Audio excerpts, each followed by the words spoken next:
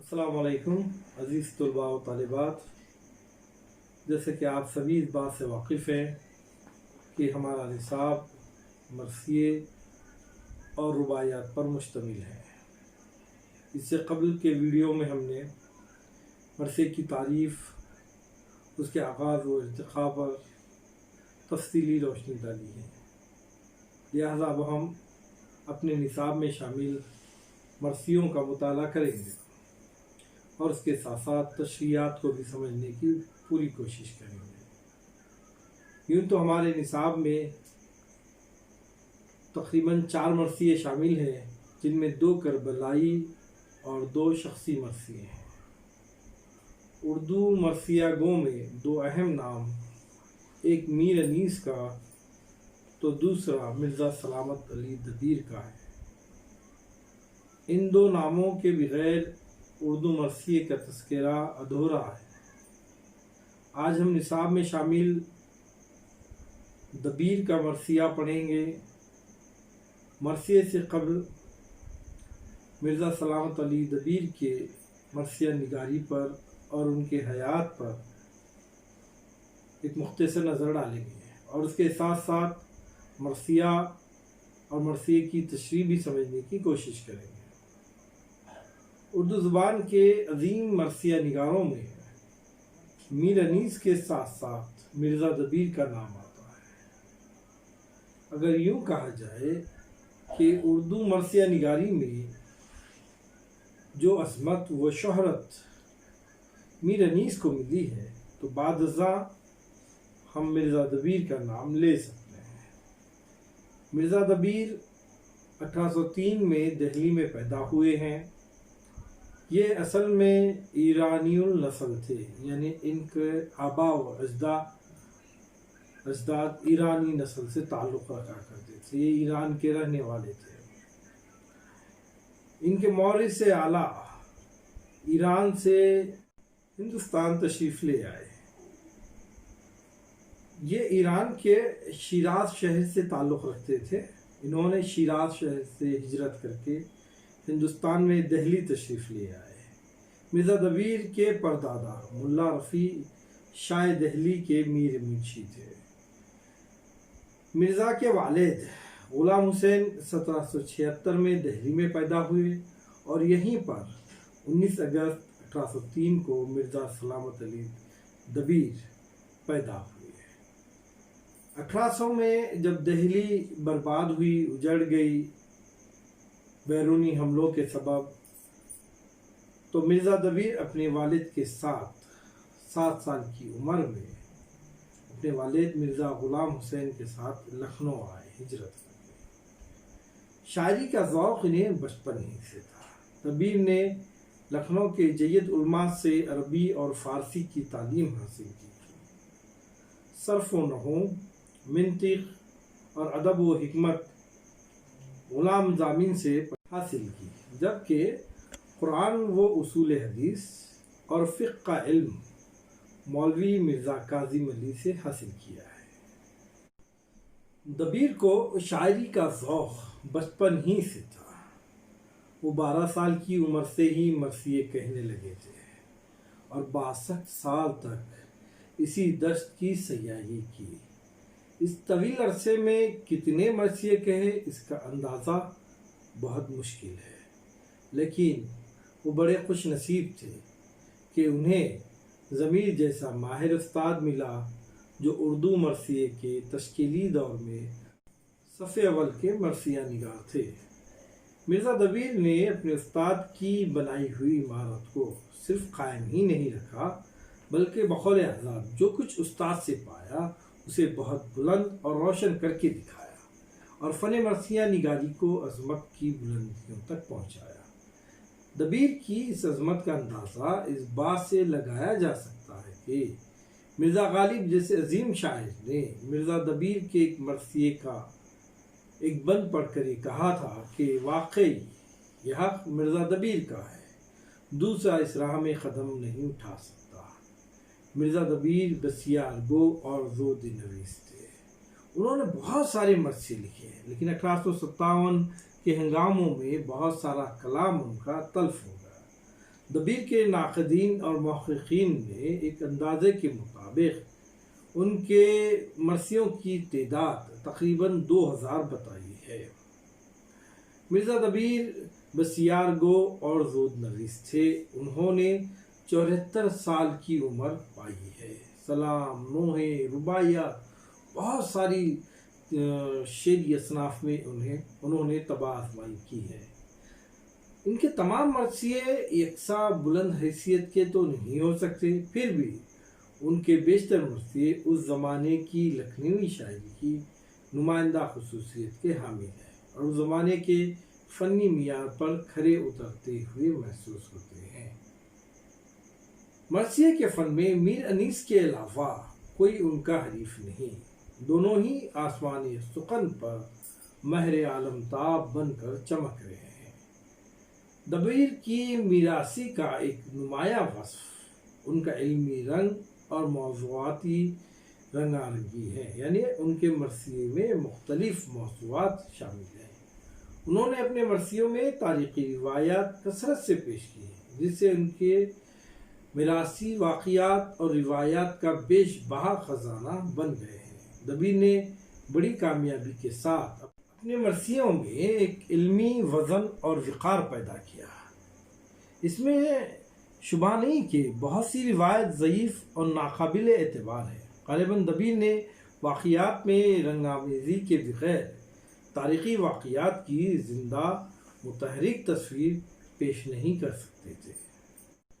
مرزا سلامت علی دبیر کے مرثیوں میں زبان، بیان، علمیت اور فنی پختگی کے جو محاسن پائے جاتے ہیں، ان کی وجہ سے اردو زبان و ادب میں بڑا قیمتی اضافہ ہوا ہے۔ اب ہم نصاب میں شامل مرثیے پر روشنی ڈالیں گے یا اس مرثیے کو پڑھیں گے۔ پہلے میں مرثیے کو پڑھوں گا، پھر اس کے بعد ہم اس کی تشریحات کو سمجھنے کی کوشش کریں گے۔ مرثیہ کچھ اس طرح ہے: دست خدا کا قوت بازو حسین ہے، بے شک حسن کا زینت پہلو حسین ہے۔ خیر الورا کا یوسف خوش رو حسین ہے، باغ جناح کے پھولوں کی خوشبو حسین ہے۔ ایمان اس کی جان، یہ ایمان کی جان ہے، قرآن دہن ہے اور یہ گویا زبان ہے۔ ایمان کی سند ہے محبت حسین کی، ایمان کی سند ہے محبت حسین کی، مثل نماز فرض ہے طاعت حسین کی۔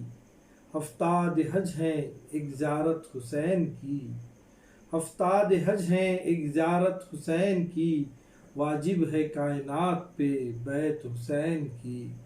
دنیا و دین کا بیت مولا سے چین ہے، ایمان زیر دست جناب حسین ہے۔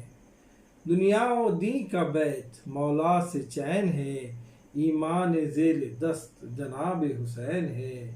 لکھا ہے بے وطن جو امام امم ہوئے، لکھا ہے بے وطن جو امام امم ہوئے، کچھ دن حرم کو لے کے مقیم حرم ہوئے۔ کعبے میں آ کے اور حرم محترم ہوئے، گویا کہ اہل بیت خدا سب حرم ہوئے۔ پر خانے خدا میں بھی کوفی ستاتے تھے، پر خانے خدا میں بھی کوفی ستاتے تھے، پیک اجل خطوط اجل روز لاتے تھے۔ عباس کے پسر کی زبانی یہ ہے رقم، مہمان تھے حرم میں ابھی شاہ محترم۔ عباس کے پسر کی زبانی یہ ہے رقم، مہمان تھے حرم میں ابھی شاہ محترم۔ ایک روز اپنی آنکھ سے کیا دیکھتے ہیں ہم، در پر کھڑا ہے کعبے کہ وہ قبل حرم۔ پابوس آستان حرم شاہ دین کا ہے، اور ہاتھ شاہ کے ہاتھ میں روح الامی کا ہے۔ چشم ادب سے مل کے کف شاہ مشرقین، جبریل دے رہے ہیں ندا یوں شور و شین۔ اے امت نبی، یہ نبی کا ہے نور عین، بیت خدا کی ہے بخدا بیت حسین۔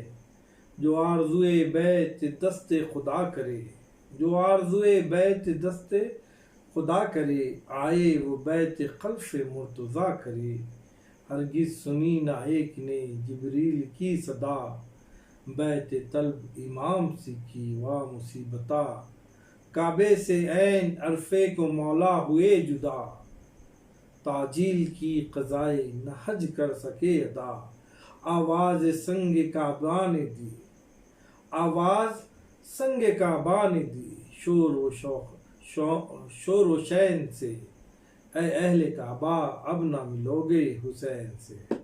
لکھتے ہیں صاحبان تاریخ بیشتر، جس سال نام شاہ پہ پڑا قرائے سفر، جس سال نام شاہ پہ پڑا قرائے سفر، تھی اس برس یہ شدت گرما کے الحجر، مثل چنار آگ سے جلتا تھا ہر شجر، جائے غبار ریت سے شعلے بلند تھے، مجمر زمین گرم تھی ذرے سپن تھے، مثل تنور گرم تھا پانی میں ہر حباب، ہوتی تھی سیخ موج پہ مرغبیاں کباب، گلخن صدف تھے دانا بریاں در خوش آب، آتش سے اپنی لال بدخشاں تھا آب آب، یہ دھوپ تھی کہ دانے کا بچنا محال تھا، یہ دھوپ تھی کہ دانے کا بچنا محال تھا، دانا بچا بھی جلنے سے تو خال خال تھا، دو دو قدم پہ ہوتے تھے اطفال بے حواس، ایک پانی پانی کہتا تھا اور ایک پیاس پیاس، یوں قافلہ تھا گرد علمدار حق شناس، یوں قافلہ تھا گرد علمدار حق شناس، جس طرح پیاسے حشر میں کوثر کے آس پاس، عباس شان ساقی کوثر دکھاتے تھے، عباس شان ساقی کوثر دکھاتے تھے، رستے میں ساری فوج کو پانی پلاتے تھے، سنبل صفت قبا ہوئی ہر گل کی تار تار،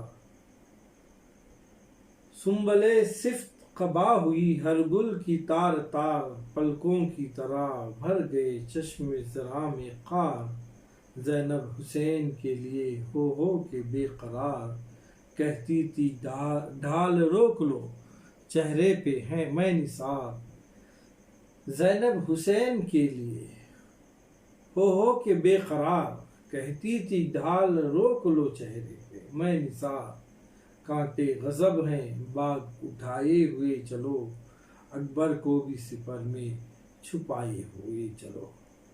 یہ کافی طویل مرثیہ ہے، لیکن ہمارے نصاب میں اس کے 10 بند ہی شامل ہیں۔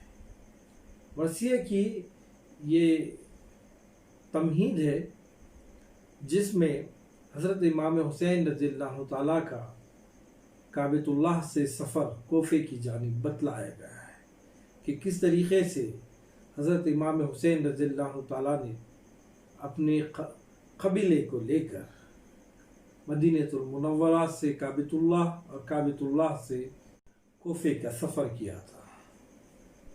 حضرت امام حسین رضی اللہ تعالیٰ کو کوفے سے بے پناہ خطوط آئے تھے، جس میں اصرار کیا گیا تھا کہ آپ جو ہے کوفے کو آئے اور ہم آپ کے ہاتھ پر بیعت کرنا چاہتے ہیں۔ یہ وہ دور تھا جب حضرت امیر معاویہ رضی اللہ تعالیٰ نے اسلامی روایت سے ہٹ کر اپنے فرزند یزید کو بادشاہت ورثے میں دی تھی۔ یزید ایک مجرم انسان، ایک گنہگار انسان جو اسلامی سلطنت کا بادشاہ بن گیا تھا، وہ کافی ظالم انسان تھا۔ اس کے ظلم سے گھبرا کر کوفیوں نے حضرت امام حسین رضی اللہ تعالیٰ کو خطوط لکھے تھے کہ وہ آئے اور ہمیں اس ظالم سے چھٹکارا دلائے، اس ظلم سے ہم کو چھٹکارا دلائے۔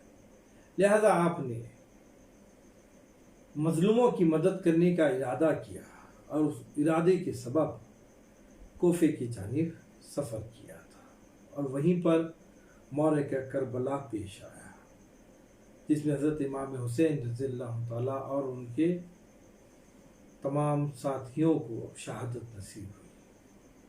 آپ کا پورا قافلہ شہید ہوا۔ مرزا دبیر نے اس سفر کو بڑے خوبصورت انداز میں اور اس سفر میں آنے والے مصائب اور پریشانیوں کو بڑے ہی خوبصورت انداز میں پیش کیا ہے۔ پہلے اشعار میں انہوں نے تشبیہ سے کام لیتے ہوئے کہا ہے کہ دست خدا کا قوت بازو حسین ہے۔ جیسے کہ ہم سب جانتے ہیں کہ اسلامی تعلیمات میں ہمیں یہ بتایا گیا ہے کہ خدا کا کوئی ہاتھ نہیں ہے، اس کی کوئی شکل نہیں ہے، اس کی کوئی شباہت نہیں ہے، وہ نور السماوات والارض، وہ نور ہے۔ لیکن شاعر کہتا ہے کہ حضرت امام حسین کا جو بازو ہے وہ دراصل بازو کیا ہے؟ دست خدا کا ہے۔ حضرت امام حسین کے بازو میں جو قوت ہے وہ قوت گویا وہ حضرت امام حسین کی قوت نہیں ہے بلکہ رب العالمین کی قوت ہے۔ وہ حضرت امام حسین کا ہاتھ نہیں ہے بلکہ وہ خدا کا ہاتھ ہے۔ بے شک حسن کا زینت پہلو حسین ہے۔ بھائی کی خوبصورتی بھائی سے ہوتی ہے۔ حضرت امام حسن رضی اللہ تعالیٰ حضرت امام حسین رضی اللہ تعالیٰ کے بڑے بھائی ہیں، اور یہ حضرت بی بی فاطمہ الزہرا رضی اللہ تعالیٰ کے فرزند ہیں، حضرت علی رضی اللہ تعالیٰ کے فرزند ہیں، نواز رسول ہیں جنہیں جنت کے پھول کہا گیا ہے۔ حضرت امام حسین رضی اللہ تعالیٰ کو مختلف احادیث میں جنت کے نوجوانوں کا سردار بھی کہا گیا ہے۔ شاعر یہ کہتا ہے کہ حسن کا زینت پہلو حسین ہے۔ حضرت امام حسن کی جو خوبصورتی ہے وہ حسین سے ہے۔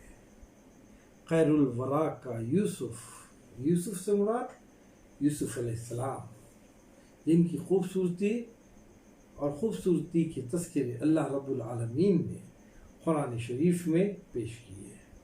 یوسف علیہ السلام کی خوبصورتی سے تشبیہ دیتے ہوئے کہہ رہے ہیں کہ خوش رہو حسین، حضرت امام حسین بھی جو ہے حضرت یوسف علیہ السلام کی طرح کیا ہے؟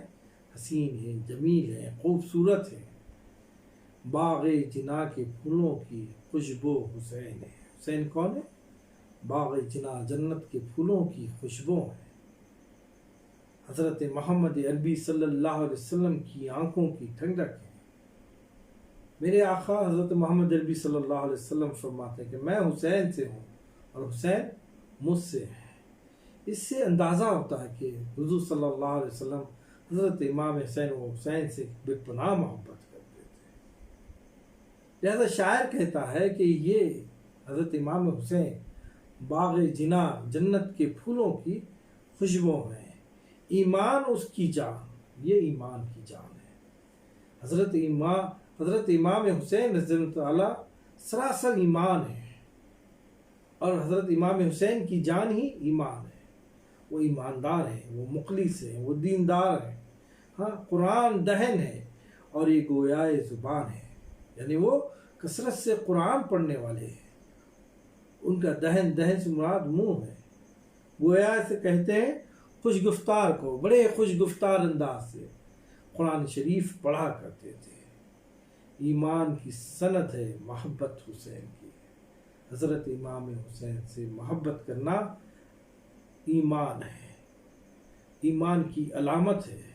جس کے دل میں حضرت امام حسین رضی اللہ تعالیٰ کی محبت ہے، یقیناً اس کے دل میں ایمان سلامت ہے۔ اور جس نے حضرت امام حسین سے بغض رکھا، دشمنی رکھی، گویا وہ دین کے دائرے سے خارج ہے۔ مثل نماز فرض ہے طاعت حسین کی، مثل نماز کی طرح، نماز جس طرح انسان کی زندگی میں فرض کر دی گئی ہے، 5 وقت کی نماز ہر مسلمان پر فرض ہے، ہر نوجوان مسلمان پر، ہر عاقل مسلمان پر 5 وقت کی نماز فرض ہے۔ جس طرح نماز فرض ہے اس طرح حضرت امام حسین رضی اللہ تعالیٰ کی اطاعت کرنا بھی فرض ہے۔ اگر آپ عبادت کرتے ہیں، ریاضت کرتے ہیں، سب کچھ کرتے ہیں، لیکن آپ کے دل میں حضرت امام حسین رضی اللہ تعالیٰ سے محبت نہیں ہے، اگر آپ حضرت امام حسین رضی اللہ تعالیٰ کی اطاعت نہیں کرتے ہیں، تو آپ کا یہ تمام عبادتیں کرنا جو ہے بیکار اور بے معنی کہلا جائے۔ اس لیے جس طرح نماز فرض کر دی گئی ہے اسی طرح اہل بیت سے یعنی حضرت امام حسین رضی اللہ تعالیٰ سے بھی محبت کرنا فرض کر دیا گیا ہے۔ ہفتاد حج ہیں ایک زیارت حسین کی۔ ہفتاد کہتے ہیں 70 دفعہ حضرت امام حسین رضی اللہ تعالیٰ کی زیارت کرنا، انہیں دیکھنا، محبت سے دیکھنا، محبت بھری نگاہ سے دیکھنا 70 بار حج کرنے کے برابر ہے۔ جیسے کہ احادیث میں ہے کہ جس نے اپنے ماں باپ پر ایک نگاہ محبت کی ڈالی گویا اس نے ایک مقبول ترین حج کا ثواب پایا۔ شاعر یہی کہتا ہے کہ ہفتاد حج یعنی 70 بار حج کا ثواب رب العالمین اس شخص کے نام اعمال میں لکھ دیتا ہے جس کے دل میں حضرت امام حسین رضی اللہ تعالیٰ کی محبت ہے۔ جو ایک مرتبہ محبت کی نگاہ حضرت امام حسین پہ ڈال دے تو گویا اس کو اللہ تعالیٰ 70 دفعہ مقبول ترین حج کا ثواب دے دیتا ہے۔ واجب ہے کائنات پہ بیت حسین کی، واجب ہے، اس کے بغیر انسان کو فلاح نہیں مل سکے گی۔ اگر انسان کو فلاح حاصل کرنا ہے، کامیابی حاصل کرنا ہے، حق پرست بننا ہے تو پھر اس کے لیے ضروری ہے کہ وہ بیعت کرے۔ کس کی بیعت کرے؟ حضرت امام حسین رضی اللہ تعالیٰ کی۔ دنیا و دین کا بیت مولا سے چین ہے، دنیا و دین کا بیت مولا سے چین ہے۔